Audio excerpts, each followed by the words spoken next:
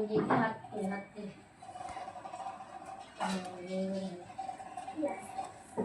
দেখি একটুখানি জলের মধ্যেই তাই হয়ে গেছে। হাতটা সামনে দিয়ে হয়ে যাবে।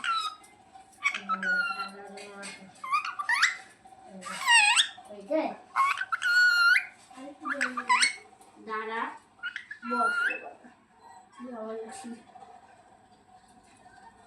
একটুখানি যেটাই হয়ে যাবে।